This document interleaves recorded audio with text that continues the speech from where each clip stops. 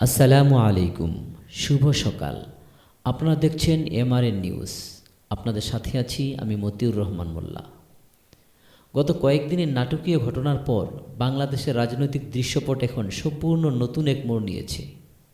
দীর্ঘ ১৭ বছরের প্রবাস জীবন কাটিয়ে গত ২৫ ডিসেম্বর দেশে ফিরেছেন বিএনপির ভারপ্রাপ্ত চেয়ারম্যান তারেক রহমান।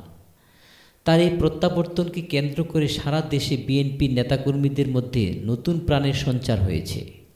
আজ সকালে তিনি পিলখানায় গিয়ে ২০০৯ সালে শহীদ সেনা কর্মকর্তাদের প্রতি শ্রদ্ধা নিবেদন করেন।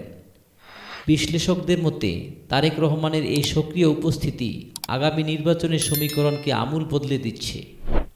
অন্যদিকে অন্তর্বর্তীকালীন সরকারের প্রধান উপদেষ্টা এবং নির্বাচন কমিশনারের মধ্যে আলোচনা এখন তুঙ্গে। সবাই মুখিয়ে আছেন নির্বাচনের রোডম্যাপ বা দিনক্ষণ জানার জন্য। যদিও সরকার রাষ্ট্র সংস্কারের উপর বেশি জোর দিচ্ছে, তবে বিএনপি ও সমমনা দলগুলো দ্রুততম সময়ে একটি অবাধ ও নিরপেক্ষ নির্বাচনের দাবি জানিয়ে আসছে। গতকাল তারেক রহমান তার এক বক্তব্যে বলেছেন, সংস্কার এবং নির্বাচন দুটি সমান গুরুত্বপূর্ণ, তবে জনগণের ম্যান্ডেট ছাড়া সংস্কার স্থায়ী হয় না। নির্বাচনের হাওয়া বইতে শুরু করার জোটের রাজনীতিতেও মেরুকরণ শুরু হয়েছে। বিএনপি ইতিমধ্যে তাদের বেশ কিছু আসনে প্রার্থী রদবদল করেছে। বিশেষ করে চট্টগ্রামে বড় ধরনের পরিবর্তনের খবর পাওয়া গেছে। অন্যদিকে দীর্ঘদিন আত্মগোপনে থাকা ও নীরবে থাকা অনেক রাজনৈতিক নেতা এখন ময়দানে সক্রিয় হচ্ছেন। জামায়াতে ইসলামী সহ অন্যান্য ছোট দলগুলো নিজস্ব শক্তি প্রদর্শনে বড় বড় সমাবেশের ডাক দিচ্ছেন।